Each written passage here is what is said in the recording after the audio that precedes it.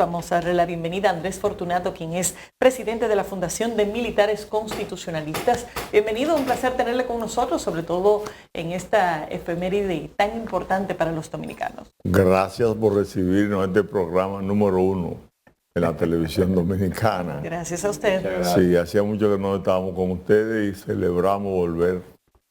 Qué bueno. Este 16 de agosto, día 160 aniversario de la Restauración, donde un grupo de patriotas encabezados por Gregorio Luperón, integrados por Gaspar Blanco, por Santiago Rodríguez, por Benito Gunción y un grupo, restauraron la república que había sido anexada.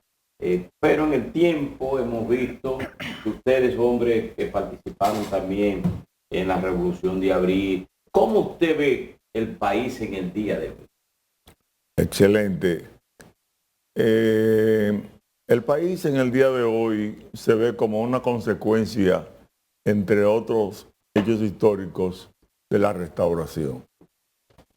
En el momento en que se produce la restauración, iniciada el 16 de agosto de 1863, cuando encabezado por Santiago Rodríguez se da el grito de Capotillo, es el punto de partida de la unidad inclusive de esta parte de la isla, porque al momento de la restauración todavía el Cibao y la parte sur se consideraban dos sectores prácticamente aparte. La isla estaba compuesta en ese momento por tres sectores, que era Haití, el Cibao y la parte de la capital, porque no había carreteras, no había como unir, no había comunicación.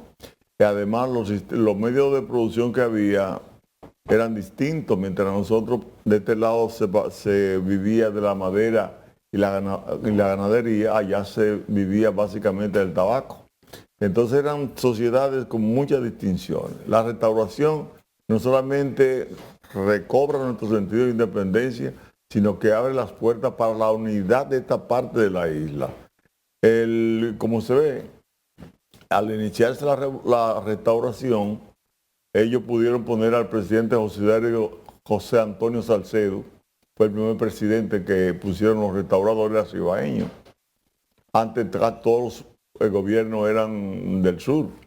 Inclusive cuando termina la Revolución Tabacalera, se produce una situación que es que a José Desiderio Arias, que era el presidente que se eligió, el general Cabral y Eusebio Mansueta no lo dejaron tomar la presidencia después de haber triunfado los tabacaleros. Bueno, pero son historias que se dan, que comenzaron a hacer la unidad que tenemos hoy. Somos una consecuencia en términos políticos y constitucional de la restauración. La restauración marcó un periodo de independencia definitiva de la República Dominicana, pero también fue un periodo de mucha anarquía porque quedó muy devastada la economía y muy separado, muy atomizada la vida política, al extremo de que entre 1865 y 1879 tuvimos más de 20 gobiernos en 14 años. Hasta que Luperón toma el poder el 6 de octubre de 1879, tuvimos más de 20 gobiernos. Fue el Partido Azul, encabezado por Luperón, quien comenzó entonces un cambio en el concepto liberal de la vida de la República Dominicana, que fue ahogado inclusive por las apetencias desmedidas de Ulises Heró, que en el segundo periodo que fue a ser presidente, hizo un fraude y terminó separado de Luperón y asumió una dictadura de 13 años hasta el 26. Él comenzó el 6 de enero. Lili fue un dictador. Lili fue un dictador que comenzó después de haber vencido un levantamiento de los Moya. Tomó posesión el 6 de enero de 1887, hasta que fue fusilado allá en Moca el 26 de julio de 1899. Pero Lili dejó devastada la economía dominicana también, al extremo de que comienza una anarquía de Estado a partir de su eliminación que concluye con la invasión norteamericana de 1916. Después de esa invasión norteamericana, donde tuvieron los americanos 8 años, comenzó el gobierno de Horacio Vázquez en julio de 1924, hasta que hacen la prolongación y provoca el golpe de Estado que le dio Trujillo y Estrella Ureña el 23 de febrero de 1930. Trujillo toma el poder por 31 años y termina Trujillo eliminado también como Lili, y con ello termina el caudillismo militar gobernando directamente el país, porque hay que entender que la guerra restauradora provocó una serie de generales que fueron presidentes y que todos esos generales que siguieron siendo presidentes hasta Trujillo culminan el 30 de mayo de 1961. Las apetencias de Horacio Vázquez, que fue electo por un periodo de 4 años, 2024-2028, entonces reforma la Constitución para extender su periodo hasta el 30, de ahí viene la división con el vicepresidente de la República de ese entonces, y que trajo como consecuencia las elecciones del 30 y Trujillo, el surgimiento de Trujillo. En el caso, me gustaría conocer, porque hay muchos escritores que en su gran mayoría señala a Pedro Santana como un traidor, porque la anexión a España por parte de Pedro Santana fue lo que provocó la restauración del el grito de Capotillo. Algunos dicen que era la circunstancia de la época, o que sería la anexión a Francia, unos que buscaban a Francia, otros buscaban la anexión a Estados Unidos, y Pedro Santana la anexión a España, que fue lo que provocó esa parte. ¿Cuál es la versión que usted tiene? ¿Cuál es la que usted, la ideal suya? Y si Pedro Santana realmente fue un traidor o fue circunstancia de la época. Bueno, en términos de la vida política, hay que contextualizar cualquier juicio que se vaya a realizar. Pedro Santana estuvo presente en todo el periodo de la lucha de independencia contra Haití, hasta la última batalla que se celebra el 24 de enero, si mal no recuerdo, de 1856, que fue la de Sabana Larga. Estuvo presente Pedro Santana. Fue determinante en la consolidación de la independencia con los haitianos. Ahora, ¿dónde estuvieron las fallas de Pedro Santana? Estuvo cuando Pedro Santana es buscado, es llamado desde el exilio que lo envió Báez y el cónsul español María Segovia, que lo sacaron del país, y entonces Báez le hace un fraude a los tabacaleros, y los tabacaleros inician el 7 de julio de 1857 la revolución tabacalera. Entonces, cuando Juan Luis Franco Vidó es el general que está frente a las tropas de los tabacaleros, recibe a Santana porque el gobierno de los tabacaleros manda a buscar a Santana. Santana se incorpora, pero en el proceso de la lucha contra Báez, que estaba cercado aquí en esta parte de la capital, en ese proceso Santana se hace dueño y saca la posibilidad, elimina la posibilidad de que José Desiderio Valdés hubiera llegado a ser presidente por los cibaeños, y se queda de nuevo. Él traiciona la confianza que le dieron los tabacaleros. Pero además de eso, la situación económica que se presentó en ese periodo fue muy grande, y la amenaza del emperador Zuluk de invadir de nuevo esta parte de la isla desde Haití, esa presión económica más la presión política, la inseguridad política, llega a un momento en que el peso dominicano, el peso de ese tiempo, llegó a valer más de 4.000 por uno. La situación era muy grave en términos económicos y en términos políticos. Había mucha inseguridad. Entonces él lo que hace es que manda al general Felipe Alfao a España y comienza los trámites para hacer, no era una anexión, era un protectorado, que los reyes terminaron aceptando la anexión que se produce el 18 de marzo de 1861. Entonces, Santana, hay que ver a Santana, ese hombre que el 19 de marzo de 1844 reúne un ejército de peones y va y le gana al presidente de entonces, Charles Gerald de Haití, y lo vence y sigue todo el tiempo luchando y llegar entonces a un momento donde ve que la patria se puede perder, prefiere entonces volver a España. A nosotros lo que nos llama la atención son todas las circunstancias que vivió Santana, que no se puede solamente catalogar como un traidor en términos definitivos.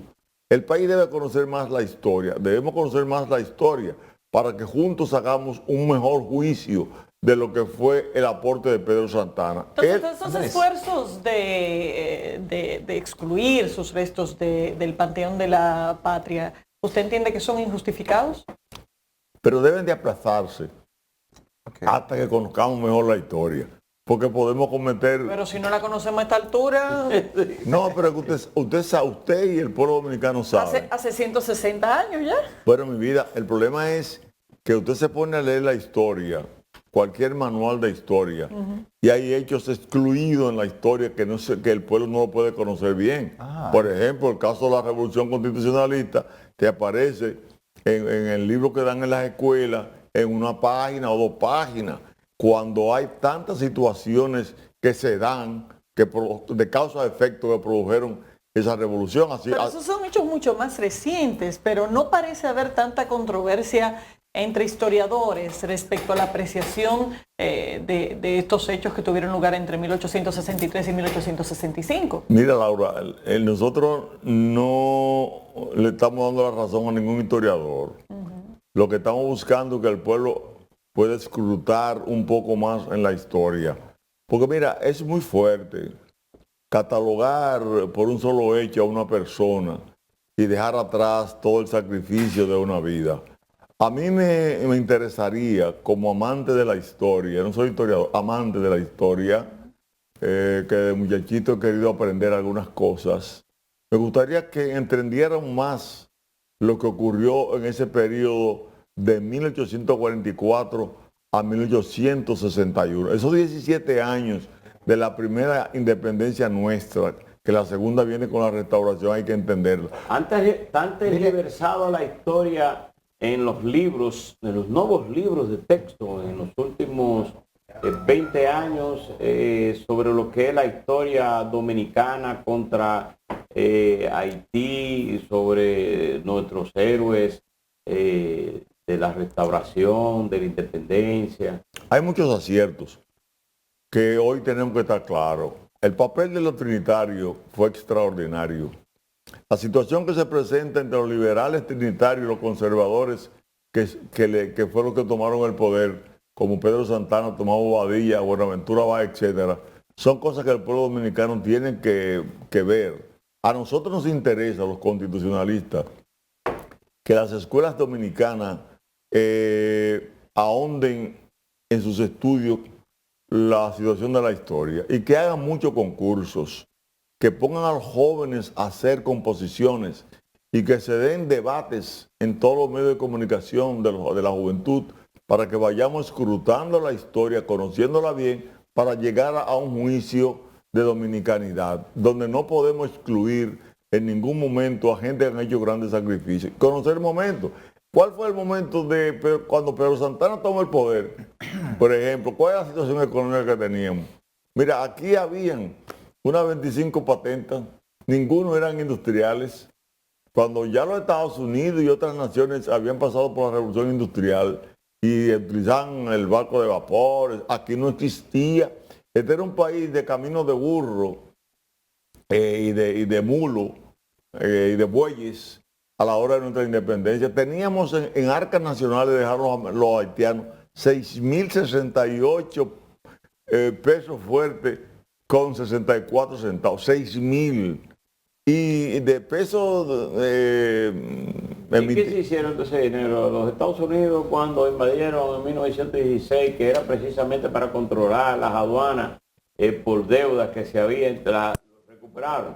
No, porque se lo llevaron. No, porque los 6.068 son 6.068 pesos fuertes, eran muy pocos. Okay. Porque ya en un año se debía más de 12.000 pesos fuertes y 95.000 pesos dominicanos en un año por asunto de la guerra. Y cuando los americanos invaden es porque ellos hicieron en el 1907 la Convención Dominico-Americana, mediante el cual la Employment Company, una compañía norteamericana, le compra las acreencias a la Westendorf, que fue la compañía a la cual Lili quebró con los préstamos que le hizo y no le pagó porque le iba a pagar con los impuestos de aduana y permitió los contrabandos. Entonces no había dinero para pagar. La situación que se da es que los europeos querían entonces invadirnos para buscar su dinero. Y los americanos que ya estaban con el destino manifiesto claro después que ellos tomaron más de 1.528.000 kilómetros a México y que estaban claros en que tenían que dominar a América Latina. Entonces se aprovecharon de ese momento, compran las deudas, la pagan con la invasión, con la convención que se hizo en 1907. Y los americanos invaden entonces porque no había control político, no había control económico y ellos querían mantener el dominio del país y se aprovecharon de las debilidades políticas. Todos los generales se levantaron. Andrés, sí. Me gustaría saber hasta qué punto nosotros como nación somos libres y soberanos. Si usted entiende que en los momentos actuales hay países que ejercen, que tienen influencia en la toma de decisiones en nuestro país. Oh, pero claro, nosotros no somos una sociedad todavía independiente, como una soberanía respetada. Lo primero que nos irrespetamos somos nosotros. Nosotros tenemos una debilidad histórica, que es que no tenemos una visión común de nación, donde por ejemplo usted ve los partidos políticos que son una consecuencia de la lucha de las libertades que han habido, pero ninguno educa en Constitución. La Constitución establece en el artículo 63, numeral 13, que hay que educar en Constitución, manera cívica, valores patrios, en la convivencia pacífica. Sin embargo, ningún gobierno se ha atrevido a llevar a la escuela esa educación a los estudiantes. Y los jóvenes salen sin la formación cívica necesaria y así se incorporan a los partidos políticos que son el canal entre el pueblo y el Estado, porque son los únicos que pueden llevar candidatos. El monopolio de la candidatura lo tienen los partidos políticos. Son ellos entonces los que tienen que formar a los líderes políticos, los partidos y educación, y ninguno lo hace. Ahora mismo nosotros asistimos a la puesta en circulación de los libros del Tribunal Constitucional y la queja básica del Tribunal Constitucional era la falta de educación en Constitución. Entonces, la debilidad institucional, pese al llamado del artículo 75, que en su numeral 2 establece que hay que fortalecer la calidad de la democracia en la República Dominicana, no se ha hecho. Y eso provoca que las aves de rapiña que hay internacionales estén pendientes a los recursos naturales nuestros y sobre todo por razones geopolíticas que están buscando la fórmula de que esa anarquía que hay en Haití se llegue a la República Dominicana para en un momento determinado invadirnos como nación. Estamos amenazados. ¿Cómo, antes de que cerremos, que ya tenemos que concluir, pero cómo evalúa usted la forma en que se está enseñando la historia dominicana en nuestras escuelas y universidades? Muy mala. En el sentido, muy mala. En el sentido que usted haga una encuesta. Las he visto. ¿Y qué saben? Aquí hay muchachos que le han preguntado que quiénes son los padres de la patria y lo han confundido con peloteros.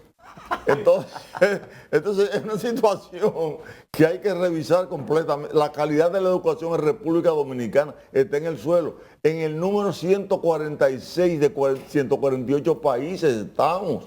Somos un país donde se ha determinado inclusive la incapacidad para interpretar la lectura. somos un país con problemas muy grandes, profundos en términos educativos. Entonces, a eso que nos referimos cuando juzgamos la historia, cuando evaluamos los aportes que han hecho generales. Hay que compararlo a todos. Mire, ya finalmente usted vino con una inquietud también cuando se sentó ahí, hablaba de que partidos políticos estaban malinterpretando la decisión de la Junta Central Electoral. Tiene que ver con el comunicado de que limitaba cómo debieran hacer las campañas electorales o las promociones durante esta campaña interna de los partidos. ¿Cuál es su entender? Mira, nuestra inquietud comienza con que los partidos políticos, una vez terminan unas elecciones, deben continuar o comenzar trabajando con un programa de educación de la militancia. Porque los partidos políticos le tienen temor a celebrar primarias internas por los desórdenes que se pueden producir como consecuencia de no aplicar el artículo 216 de la Constitución, que establece que los partidos pueden ser formados libremente, pero con sujeción a la Constitución y las leyes. La práctica de la democracia y la transparencia, y ninguno lo hace. A última hora, cuando tienen que elegir los candidatos internos, tienen que hacer una promoción fuera del contexto razonable que nos da la Constitución y las leyes. Porque si educaran, se aplicara lo que dice el artículo 142 de la Constitución, que es que los cargos se deben ejercer por mérito y profesionalidad. Sin embargo, todos sabemos que los cargos que se dan electos o nombrados en este país tienen mucho que ver con los recursos acumulados vía corrupción o vía narcotráfico, no vía la concientización del pueblo, como establece de manera clara el artículo 63, que con la finalidad de crear ciudadanos y ciudadanos conscientes de sus derechos y deberes, se debe educar en todos los centros públicos y privados del país. Pero en cuanto, porque ya estamos finando. Anda. Final. Sí. ¿Cuál es la posición que tiene usted sobre la decisión de la Junta Central Electoral y que la Fuerza del Pueblo, el PRD y también el Partido de la Liberación Dominicana, diciendo que no van a acatar la decisión de la Junta?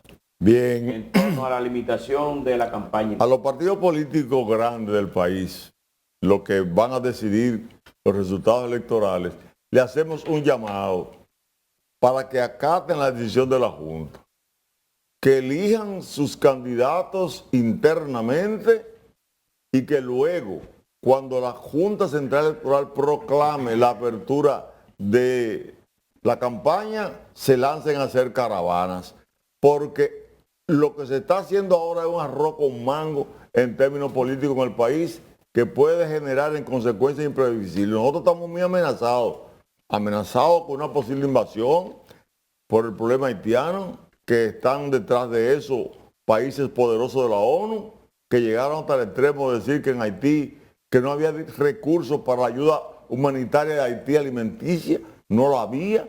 Y todas esas cosas nos están amenazando. Nos está amenazando a nosotros la violencia que hay en el país, nos está amenazando la anarquía que hay en los partidos políticos y tenemos que tener una visión clara de nación, que es preparar internamente a los que van a votar, elegir a los mejores para que llevemos al pueblo dominicano a una campaña donde cada partido le presente lo que hay que presentarle, lo mejor que tenga cada partido. Bueno, no estamos de acuerdo con los partidos políticos grandes, sino con la Junta Central Electoral. Gracias por haber estado con nosotros.